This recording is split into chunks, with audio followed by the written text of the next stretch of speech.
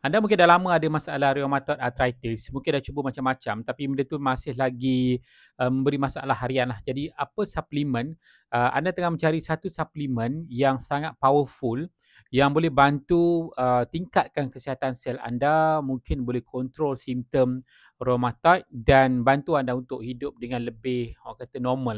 Baik, kalau anda nak tahu, saya nak minta anda untuk klik follow ataupun subscribe saya dan komen saya dah subscribe. Baik, uh, dia ada banyak suplemen yang boleh bantu untuk simptom-simptom rheumatoid arthritis ni. Berlaku radang, berlaku sukar pergerakan sendi tu. Jadi cuma saya akan cadangkan kalau siapa yang nak satu suplemen yang boleh buat banyak kerja, saya sangat cadangkan cuba polyphenol blend. Okey, kalau orang tak faham apa itu polyphenol blend, kualiti dia, mungkin dia cakap apa benda pula ni. So, okey, pertama saya share lah. Polyphenol blend ni sejenis antioksidan daripada tumbuh-tumbuhan.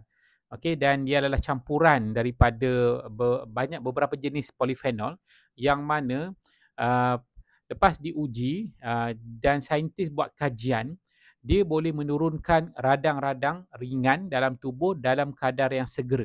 Bawah 1 jam, saintis dah uji kadar keradangan dalam tubuh boleh turun dengan drastik.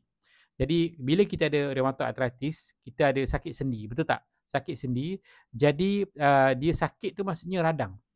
Sakit tu ada radang, punca tu memang autoimun tapi menyebabkan berlaku radang, jadi bengkak, jadi sakit. Jadi dia akan bantu untuk menurunkan tahap keradangan lah.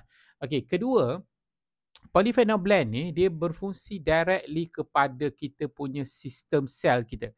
Okay, sel kita tu bila kita dah berusia, kita dah lama ada masalah penyakit kan. Jadi kita punya struktur DNA tu ada masalah. Mungkin family kita pun ada masalah rheumatoid, itu bagi 30%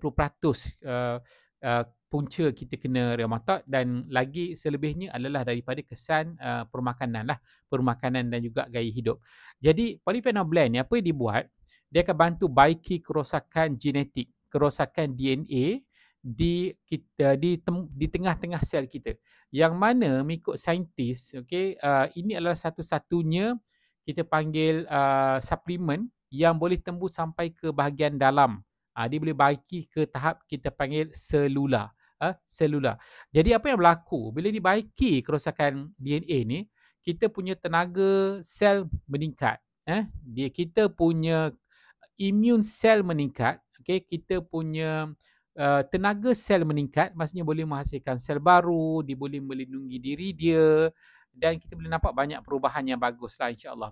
Dan kemudian apa yang dia buat, dia akan bantu untuk kerja antioksidan ni, dia masuk dalam tubuh, dia akan cari masalah yang paling kronik.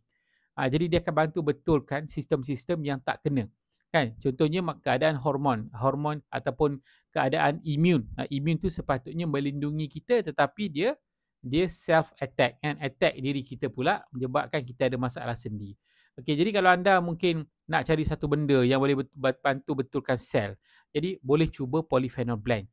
Jadi polyphenol blend ni macam mana nak dapatkan, simple saja, dapatkan dekat link bio, contact saya ataupun anda boleh dapatkan di link description di bawah dan contact, ada contact number saya dekat situ lah.